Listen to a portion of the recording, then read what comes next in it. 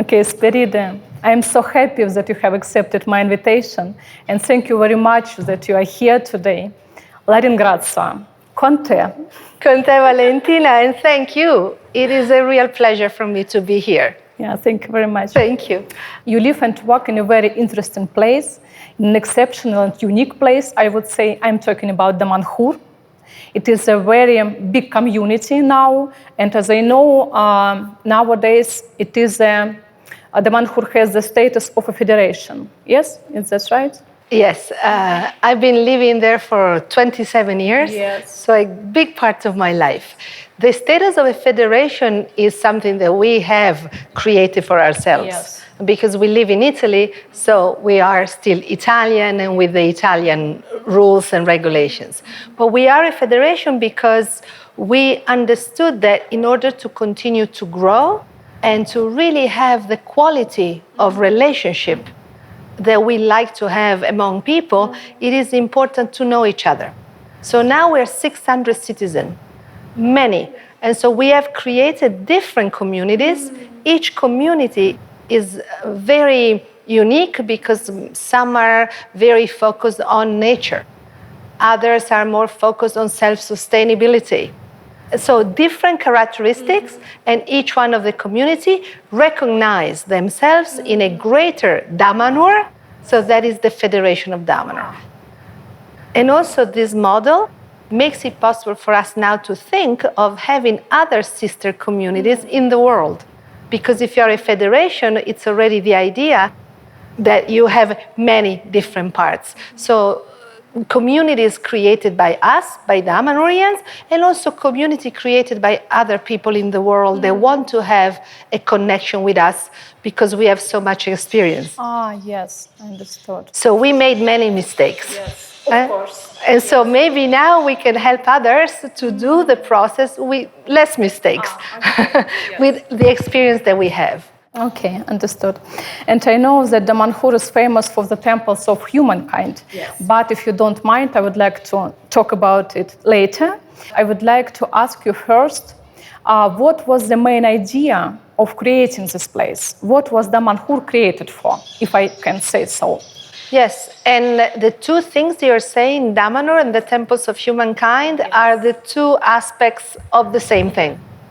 So the group of people that founded Damanhur a long time ago, because Damanhur started as a project in 1975.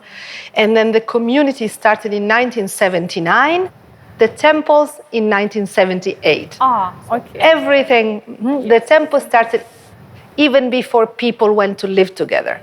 So it was the understanding that these are new times and we needed to create a new way of living. And to create a new way of living, it is very important also to have a different connection with the divine plane. Yes. A new time now of union and understanding so that all the gods of humanity of all times can be in harmony. And hopefully, as a consequence, also all the people of the world can be in harmony, so that we can finally create a world of peace for everyone, a world of peace. Peace at the spiritual level and peace at the level of our life every day. This is why creating a community was also important, to experiment with what it means if we were to create a new society, what it means to choose how you want to give birth, how you want to follow the people that die in the community, how you want education to be, how you want healing to be, how you want the economy to be. So, of course, as I said, respecting the Italian rules and regulation, and at the same time, creating a new model and trying out a new model. So the temples are called Temples of Humankind because we dedicated them to the divine inside each one of us, because we believe that there is a divine presence in every human being. And the way to awaken it is through relationships, is through connection and community. And also, if we look at the situation of our planet today, with what's going on, and especially the challenges of climate change, unless we have people around us that we can trust, that we can be resilient together, it's very difficult that we can imagine that we can survive.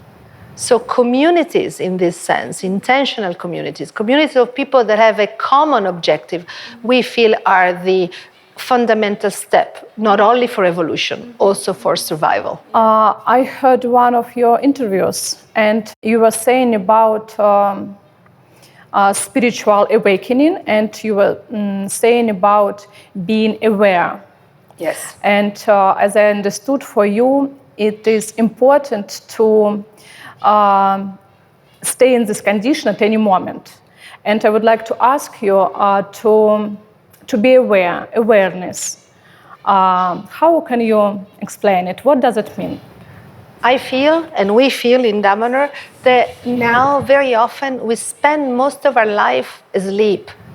We think we are awake, but we're actually asleep because we are afraid of the world around us. There is too much noise, too much confusion, just too much coming to us. So we tend to close our senses more and more. And our world becomes smaller and smaller. And especially now, a lot of our world is as big as the screen of our cell phones. We live more in this reality than we live in the reality around us. So this creates a disconnect with nature, first of all, a disconnect with the planet, and then, of course, a disconnect with others. So to be more aware means to become fully human again, discover all our senses and how much we can participate in life, and not just human life, the life of everything around us, the planet, the animals, the trees, everything has something to teach us, and we can connect with everything. And then as we open our sensory channels, then we can also connect to higher and higher forces, subtle forces, and the divine planes. But if we keep closing down, it's very difficult to live a life that makes us happy and that helps us grow and evolve. I know that nature is a significant part of your life, and you are really close to it, and you have great connection with nature, and you have special places, gardens, altars, and they are dedicated to nature. And you have forest of consciousness. Yes. I'm right. Yes. And I know that not everyone can go there, only the citizens. That's just a very small place. Yeah. But in most of our gardens, of our sacred woods, everyone is welcome. That's only a small place because we wanted to dedicate it to the nature spirits, to live a place where humans don't go. So we also go very rarely, only if we have something really special or a meditation of contact with nature. But it's not a garden where you would go to play with your children. It's a very small place. And then we have a very, very large sacred forest, which is right on top of the Temples of Humankind. Because to have a complete system, we have to think in terms of ecosystem. So like in nature, there is everything. There is the trees, the mushrooms, the humans, the animals. So to complete our spiritual ecosystem, we needed to have temples that we created with our intention, our devotion, and they're full of art. So the best expression of ourselves. Humans, of course, they use the temples, and nature and the trees as the antennas. In this way, it's a complete system. So we remember that we belong to the earth and we also belong to the cosmos. And so the temples and the sacred forest are places of connection, to remember who we are, to be more aware. And if you look at the history of humanity, the very first temples were always sacred groves, were always the trees, because the trees really have a consciousness, a collective consciousness that can help us really find different, more profound parts of our soul and our memories as a species, as the human species. It is so touching. Yes, because we feel it's true, and it's one of those things that we have forgotten, but I am very optimistic that in these times we are going to remember all of this, and that's why you're feeling moved, because you know this, you feel it, and we're just starting to remember. Yes. We need to remember to create a different future. I agree. Yes, I know about one interesting device that The music of the plants? Yes, that reproduces Yes. plants, sounds, and Yes. singing. Yes. It is incredibly interesting. Can you tell me? Yes, this was experimented with already in the 70s from Damanhur, because the idea was, okay, we feel that trees and plants have the ability to be aware and to communicate with us, but we cannot prove it. So we started creating a device that now we have experimented with for many, many years. So we have a very nice, small, compact that you can take everywhere you go, to every forest. Okay. And this measures the difference in conductivity between the leaves and the roots of the tree. So it's a sort of biofeedback. But what is interesting in it? The interesting thing is that the plants learn how to use it. So they choose which notes they can make this device play. So the plant is not directly playing the violin. We can set the sound of the violin, but the plants learn how to modulate the sounds. So you can have human musicians that play, and sometimes the trees learn to reproduce the same sound. Yes, really. So now we actually have a group of Damanhurian young people, and they've created a band, and they go around the world and they play concerts with trees. They have a device that can make 8 different trees play at the same time. So they hook up the trees and then they play with the trees. Are there trees or some, I don't know, plants, some flowers, or it is... You can also use plants and flowers as long as they're alive.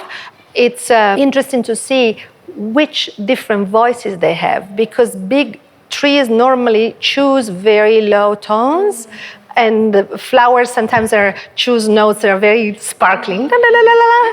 So we have really experimented with many of them. It's really fascinating. In the past, we also did a lot of research with the University of Florence. The botany part, they were really interested. And we did a beautiful project for children. So children were going to this garden of the university, and they were listening to the different plants and trees, and they were really, really touched. Can I imagine? Mm-hmm. Because it's very important that we start educating the young generations with different values. Plants are not only alive, they can also be conscious like us. They're not just decoration. But most people think they're just decoration and they're just things. I know that every Damanhurian has the second name and surname. And Yes. they are named after Animals, this plants. yes, after an animal and a plant. Yes. It is a long-lasting process, I know. Can you? Yes. So first then I share my name. Yes. So my name is Esperide Ananas Ametista. So I have a animal, plant, and also a mineral. My first name, Esperide, is the family of butterflies that only fly at sunset. Because the name comes from the Greek myth of the sunset. So Hesperides in English are sunset butterflies.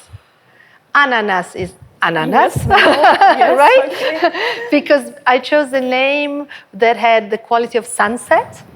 I wanted a plant with a lot of sunshine, so that I could compensate, okay? Yes, so I had chose ananas because it's full of sunshine and joy.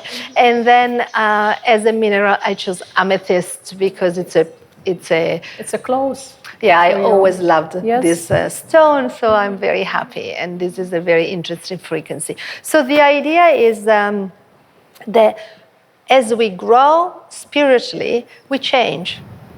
And as we grow spiritually, we understand that it's important to become closer and closer to nature. And that's why we choose animals, plants, and minerals. It's a way for us to say we are a part of nature. And also, to choose an animal name requires a little bit of a sense of humor. Yes. Because spirituality is very important. So we have to take it with a pinch of humor. We cannot be too serious. Understood. Okay. I've had for a few years a very special mentor. He was not a Damanhurian, he was a British comedian. His name was Ken Campbell. And he was also a philosopher, like often comedians are, because they look at reality from a different perspective.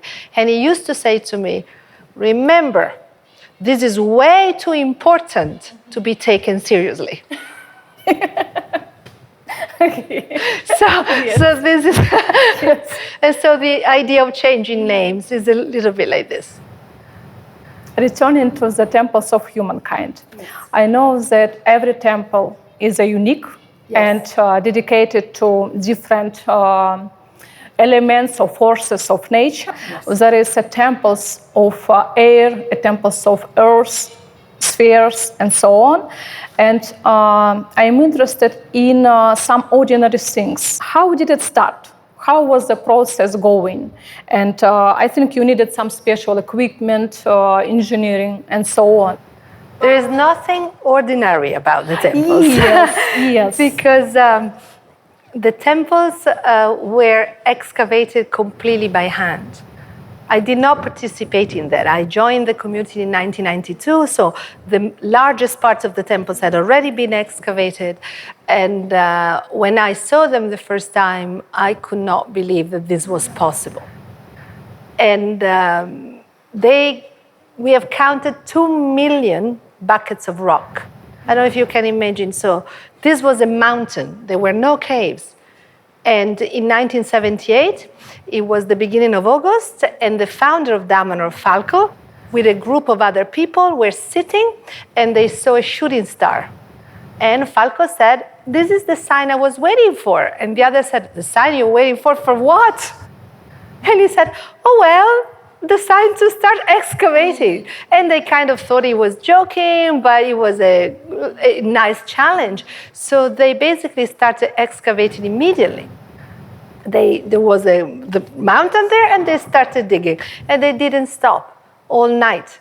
And then others continued. And for the first 2 weeks, they were excavating non-stop 24 hours, like it was a sort of a game, crazy thing. And then it went on and on and on and on for 16 years in secret. In secret? In secret, because they could not get building permits. There was nowhere in the books that said, you can build underground temples like this, like this, like this. So they said, okay, we do it anyway.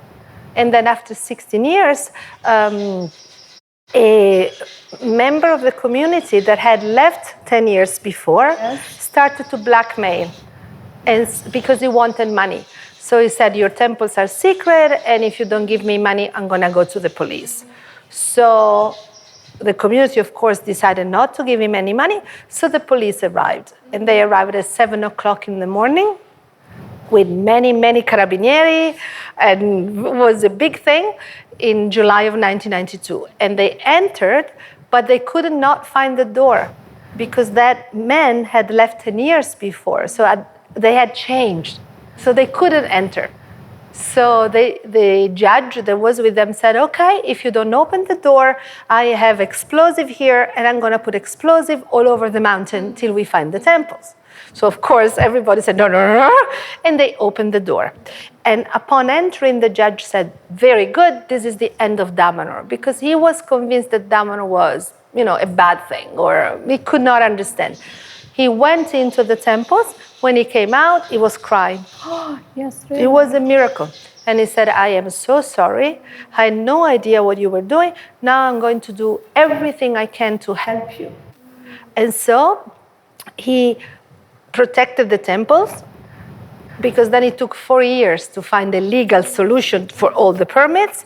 And he also said, I'm not going to tell anyone about the temples. You find the way to tell the world. And so that's when I was asked to go and help. And that's when I saw the temples. And I was the first person.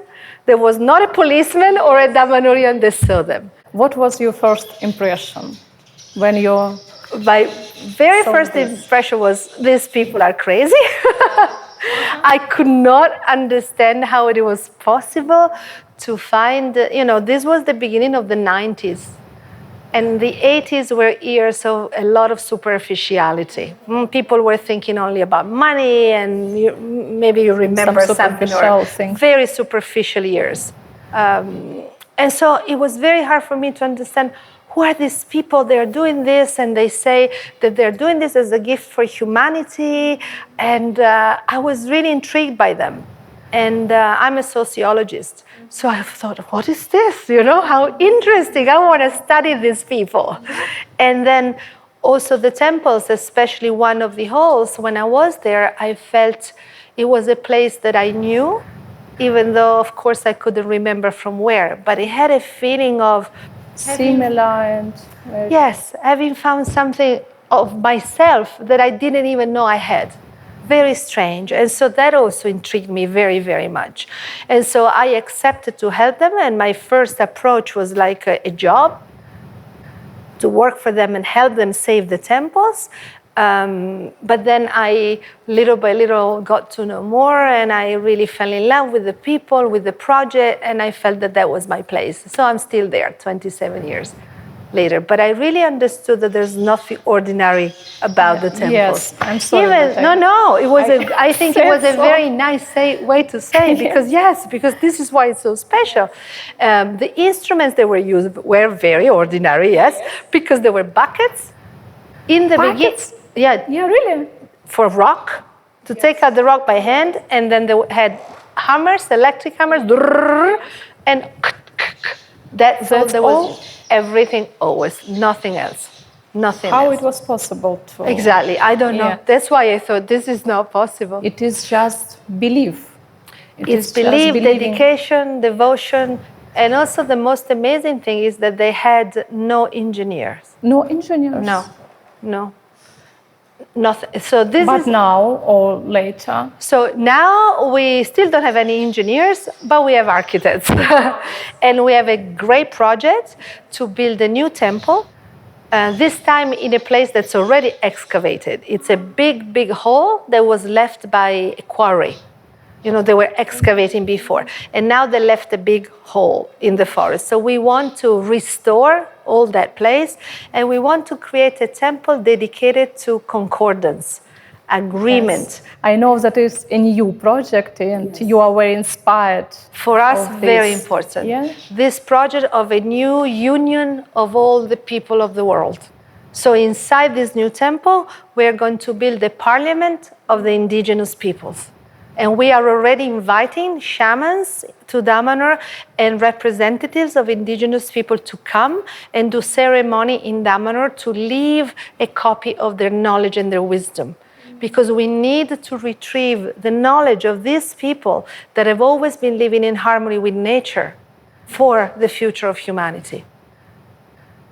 Interesting. Yeah, so this is a project that I personally love very much. I'm very passionate about this. To create a new place, and all of Damanhur is really, this is what we want for the future, to build a new place. So we don't meet, in government palaces or the United Nations. It's all politics and nations. So we want to create a world of people, of real connection. I heard one idea that lack of spirituality can lead to destruction of our civilizations. Yes. Of our civilization. Yes, because spirituality is not only, sitting in meditation. Spirituality is also how, of course, we treat each other, how we treat the plants, what we eat, what we choose to eat, what we buy. What is behind every action that we're making, that is spirituality. So if we lose consciousness and we don't care anymore and we disconnect from planet Earth, that's no future. We are destroying our planet. We are using, a few people on our planet are using the resources that could be enough for everyone. The system is completely out of balance. I would like to ask you about Falco Tarasako. Yes. Who was Falco Tarasako before doing his project? Falco Tarasako was a very interesting man. Yes. He was very reserved. So if you came to Damanhur, you could have not guessed that he was the founder because he never wanted to be special. But of course, if you were near him or you look in his eyes, you felt that this man had some very, very profound wisdom in him. He started to retrieve his memories for the project of Damanhur since he was a child. So his awakening started when he was young, and it took many years of study, of journeying to collect all the memory that he had. And when you asked him, "Who are you?" he normally would say, "I'm a man who remembers." And he remembered the past, and he also remembered the future. And so this is why he created Damanhur as a seed to create a new line of time to a different future, to help spirituality in this very practical way that was his way, through action, to create a new possibility of the future for humanity. But when he started, who was near him at that moment, yes. that time? So he started when he was 22, 23. He started to speak in Torino. Torino was a city that already had a long, long history of spirituality and magic and esoteric knowledge. So there were constant conferences about all these different themes in Torino. You know, Torino is the city where still today there is the shroud. And there are many legends about the Grail that was in Torino. So there was a reason why all of this started there. And so he started speaking about his themes, his vision, and a group of people immediately started to meet with him, and they created a first center in Torino. And from that center, the idea of a community was born. Because Falco said, we cannot practice spirituality only on weekends. If we want to create something new, we have to be really radical, and we have to go live together, and we have to create a complete society. And think of the children that will be born there, and the children of the children, and think of when we die, how do we come back? So the whole cycle of life, from birth, before birth, death, after death. I know that you explore time definitions. Yes. Definition, yes, in and many ways. yes, and past lives. Yes. Can you? Yes. Yes, I was just in Moscow. I just finished teaching Yes, I know your a seminar on yes. past lives. Mm-hmm. So for us, the idea of past life is not exactly correct, because all the lives that we have through time happen simultaneously. So this divine presence that is in you or in me is living other experiences in other points of time. So it's not that it's really there is a previous life or a future life. It's all contemporaneous. But from the point of view of this specific point of consciousness that I call the Esperide, of course, there are points of me that are in the past, and there will be others in the future. But it's only the illusion of when we are inside of time. Really, all of this is active simultaneously, because the divine is having an experience of this world, of this reality, in different times at the same time. It's an interesting concept, but we have to get out of the idea of a line. The idea of time as a line is only our perception. But already Einstein said time does not exist. And Einstein said time is an illusion, but a very convincing one. We want to be... We're very convinced that time exists. Yes. Sometimes we want to be sure that we understand something. Yes. Yes. Yes. So we know, science tells us that there is only space-time. They're together. They cannot be separated. So when we think of space, it's normal for us to think that with space we can have a map, and we can go from here to here to here, but all the places exist at the same time. It's easy for us to think this, right? Mm-hmm. So in Moscow, I know that the Red Square exists, and where we are now, the studios exist, and the airport exists. On a map, all at the same time, easy to understand. But now, if space and time are the same thing, then we could think that we can also have a map of time where all the times exist simultaneously.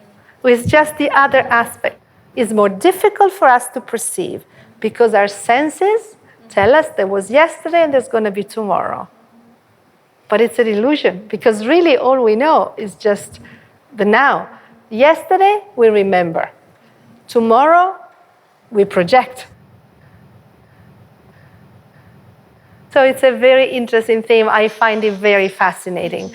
And also, it makes us understand that as beings, our true nature is very different from this limiting just one body, one life, or one line.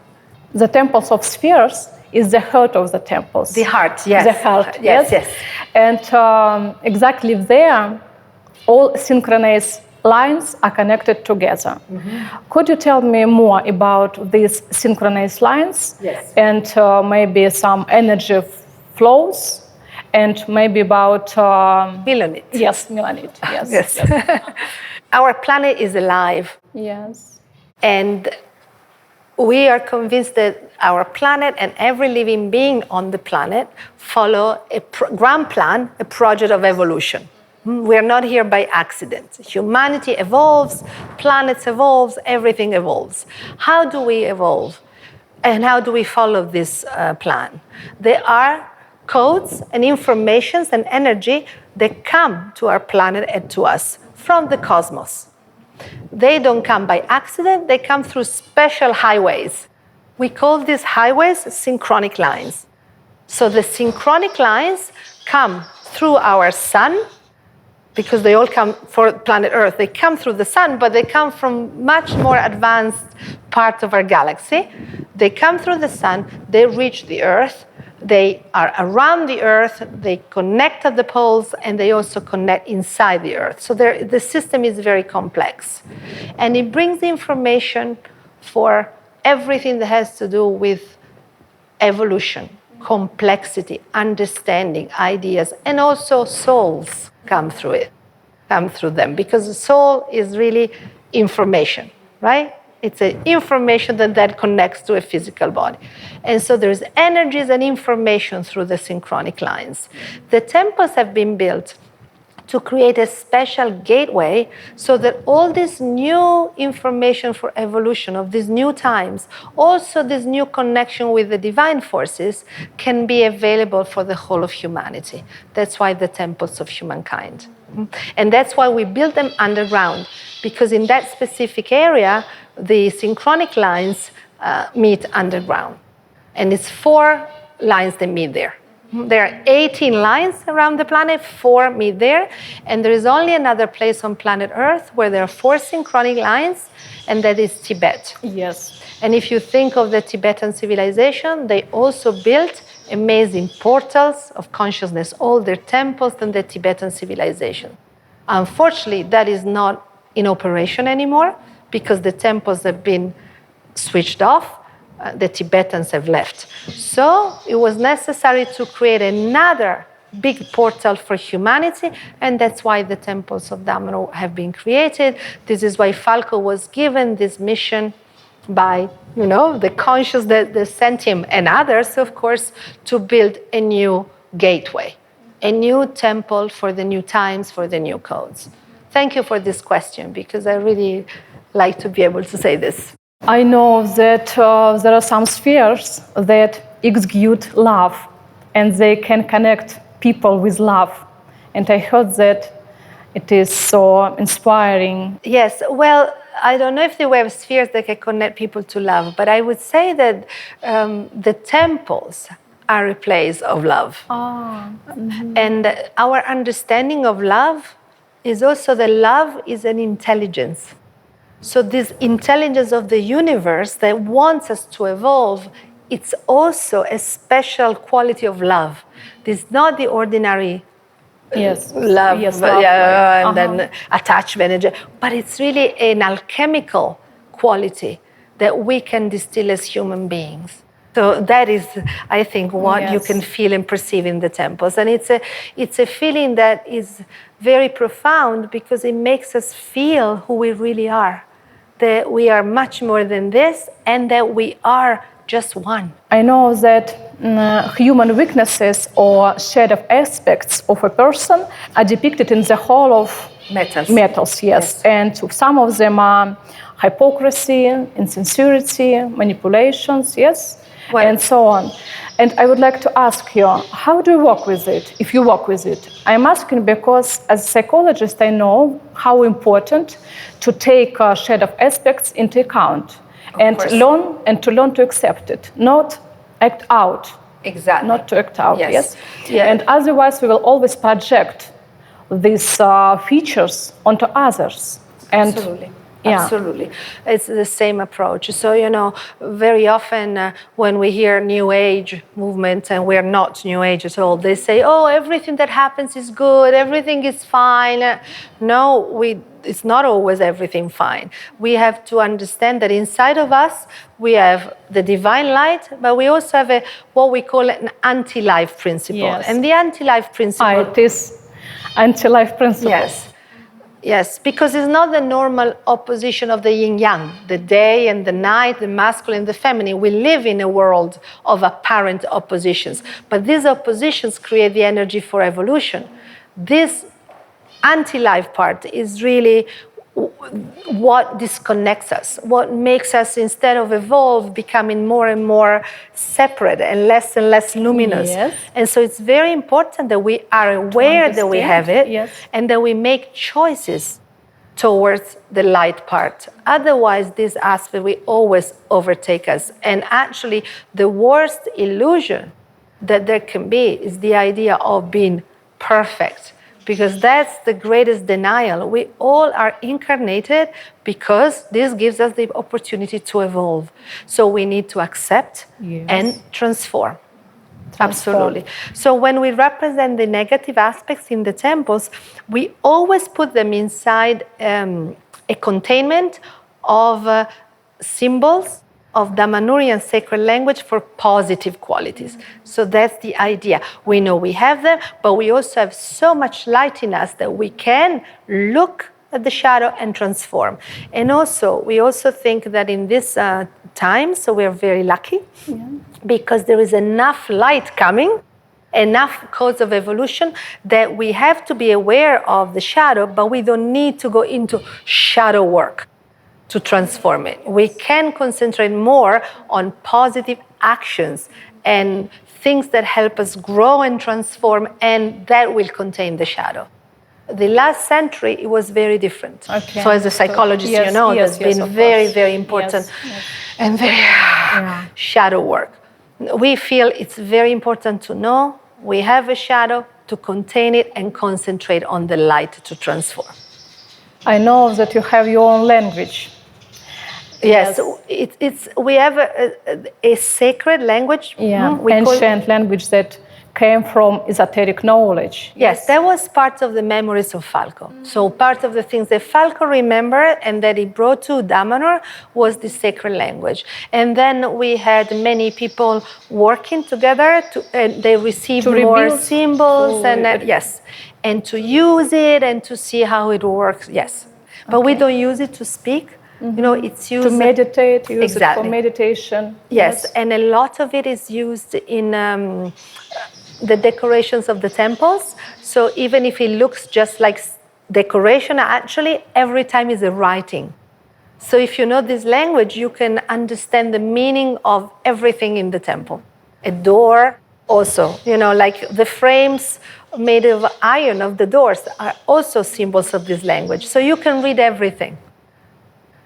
Yes, I realized that you have chosen the language of art and creativity to express what you want to say to the world, to people. And I saw some photos of your houses and buildings, and they are painted with different bright colors, and they look like fabulous magic houses and buildings. Yes, and they're very beautiful. Yes, and normally the paintings are always of flowers and plants and small, you know, little animals and insects, again, always to remind us we are part of nature. Always, always, nature everywhere. I think we need it.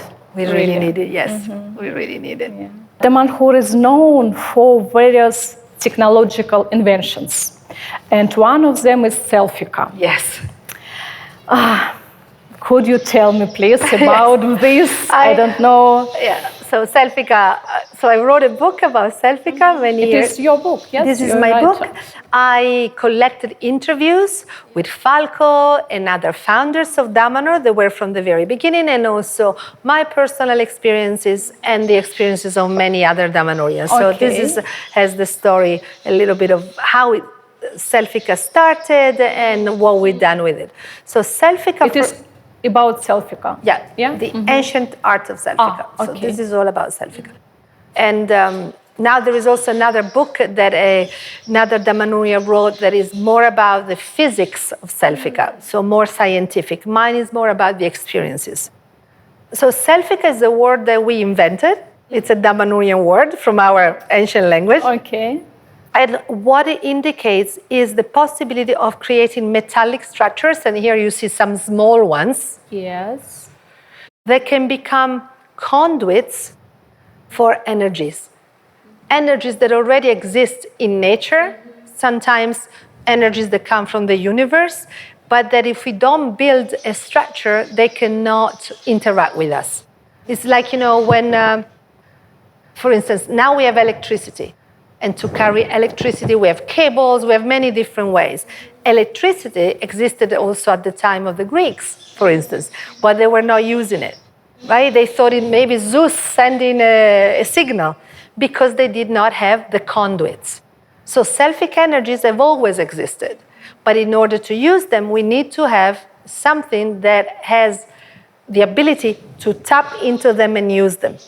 So in the ancient civilizations, for instance, they use water a lot. So in Mesopotamia, the irrigation systems often were to call these energies. Also in Peru recently, they found incredible trail of wells, all made with spirals going down, exactly like Selfica, again for water.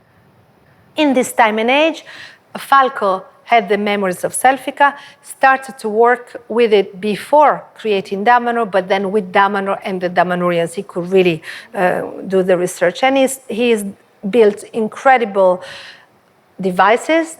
They are really, really big. So we have some, they are, like from here to the end of the room, all with very complex Selfica. And the largest and the most powerful is the temples.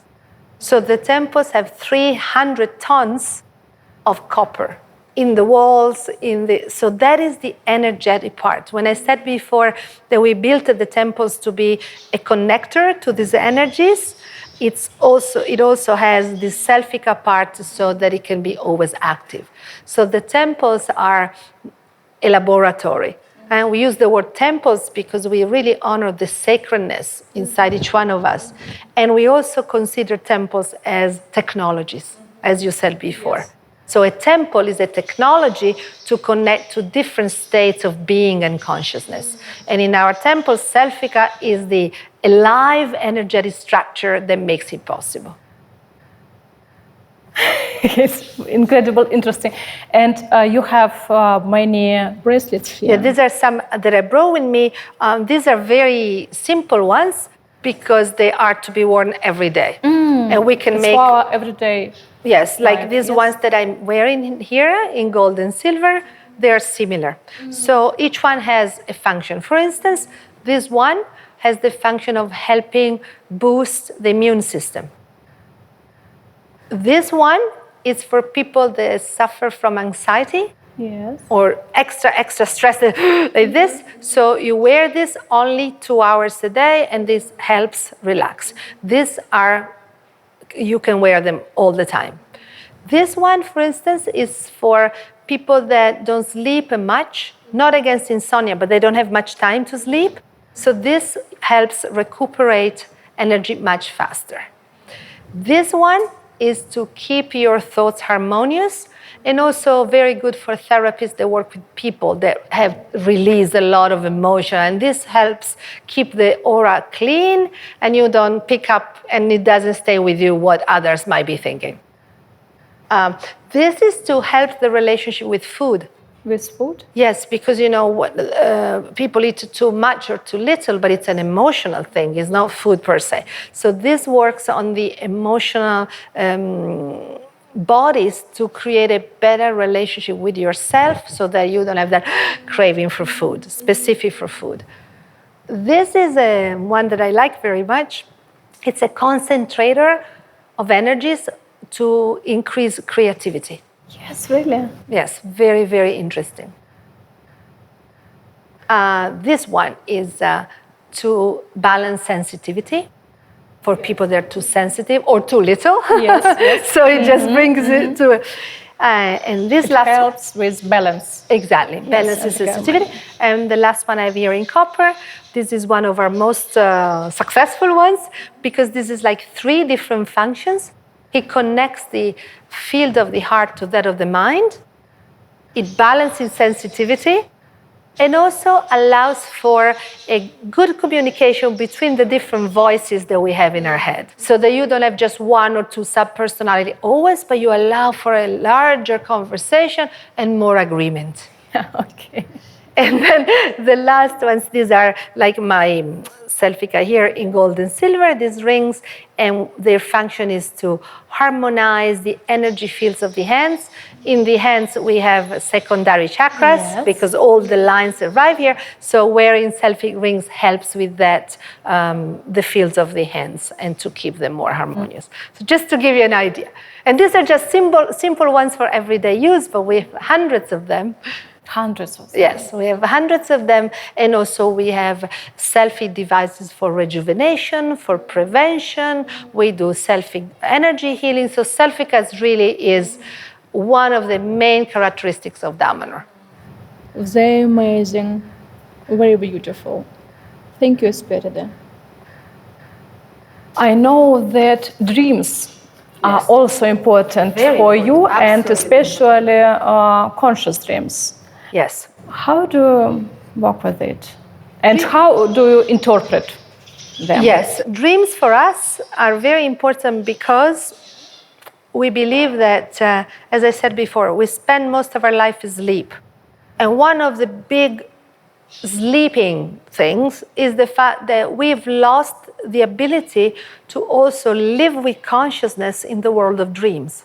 So now we go to bed, it's like we think we're switching off, and what happens in the world of dreams is by accident. It is true that there are many dreams that come from our body. Yeah. Right? We ate too much and our liver sends us a dream that is not a happy one, because also our organs, of course, they dream.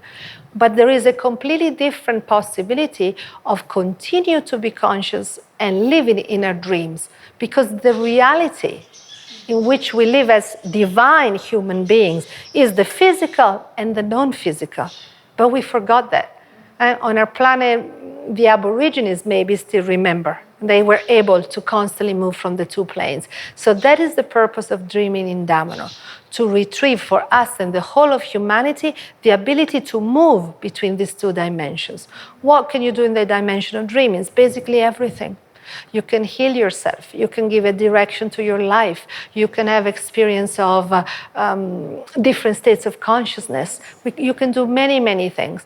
But the most important thing is to reopen that door, so that for us humans, it becomes normal to think, okay, we're meeting here now, how fantastic, but we can also maybe meet in our dreams, and we have a different kind of exchange to recuperate this ability of feeling reality in both ways, with the physical body and with the subtle senses, the senses of our soul that do not require that we are awakened in a physical body. We can be awakened in another dimension while our physical body is resting.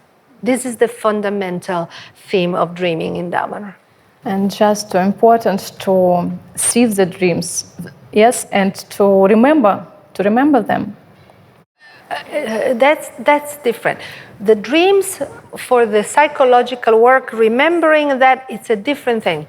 You can also not remember dreaming, but you can remember a sensation, an emotion. That's also important. Not everybody remembers images. What we're talking about is the ability to move in the world of dreams with your consciousness. So you go to the world of dreams, and you know what you're doing, where you're going, and who you're meeting. I know that you have some, studio or something like that for dreaming. or I don't know how. Yes, we have courses, seminars, we have groups that study together and experiment together. Yes. Carl Gustav Jung said a lot about dreams and... Yes, we know, but the traditions we connect to are more the ones of the ancient peoples, in which they really understood that the world of dreams is not a psychological world only. That's only a tiny part. The world of dream is actually a world where all the memories, the emotion, the experiences of a people are contained, and that it's also a door to different dimensions. So the Toltec have a lot of this knowledge. The Aboriginal, many peoples in Africa, the ancient peoples. Esperide, I know that you used to work with women and Gender issues. Yes. And I know that right now you keep on working with women. What is it? What kind of, I don't know, work is it? Yes. These are special times. We know, we feel it. And one of the most important characteristic of these times is that there is a new surge, a new flow of divine energy connected to the feminine. So women are waking up, and sometimes, unfortunately, faster than men. So there are many, many women, they are growing, they are transforming, they are searching spiritually more than men. I see this in Damanhur. 90% of the people that come to Damanhur are women. When I teach 90, big difference. When I teach, not the people that live in Damanhur we have 50-50, but people that come to study, the great majority are always women. When I teach around the world, the great majority are always women. This seminar, we had 28 people, 25 women, 3 men. And this is normal. So there is something that is happening with women really opening more to consciousness than men are. So I feel that it's very important to work with women. One, to support women in their awakening. That is not always easy, because you see that you're changing and you don't fit with your reality anymore. It's difficult to continue being with your partner because it's just like you are in a different world. And so this is important. And the second is because then we can have more compassion for the men, and more instruments to help them grow, because we can only be happy with both sides of humanity awakening. Inside of us, there is a man, there is a woman, in every one of us. And both of them need to grow if we want to go back to the originary unity that is the androgynous that we have inside of us. Then we can be again fully divine. So helping women go through this incredible awakening that they're experiencing, and giving them tools to help all the men in their lives, the loved ones, the children, their sons, to also awaken so that we can grow together. How often do you face prejudice connected with women? How often do I face prejudice connected to women? Very often. And very, very often. What prejudice can you, name? Well, there is still a lot of bias on women's abilities in relation to science very often, or even the ability of women to be leaders or to be, this I encounter. But in the spiritual world, less and less. Even though, unfortunately, if you look at the world, the majority of the big names with a lot of advertising are still men. So I think it's important that now we also put on the scene, speaking to hundreds and hundreds and thousands of people, also women and younger women. There were some very important visionary women, but some just recently died, like Barbara Max Hubbard, or they're really older. We need younger women that can lead the spiritual transformation of the world. And now the 90% of them, especially coming from America, the ones that everybody goes to listen to, are still men. So that's a big prejudice too. I know that you travel a lot. Is there some other special place for you besides Damanhur? That personally that I love. Yes. I am madly in love with Greece. I feel very much at home in Greece, and when I'm in Greece, I am very, very happy. And my personal first experiences of remembering my other lives happened in Greece. And so I have a big love for this land. And I also love Russia very much. Moscow, it's also very special for me. Also, this is a place that has the golden light that is everywhere. It's very special. So this I really love too. My final question for today, what could you tell or maybe advise or wish the audience who watch us? Well, I hope that they can come and visit us.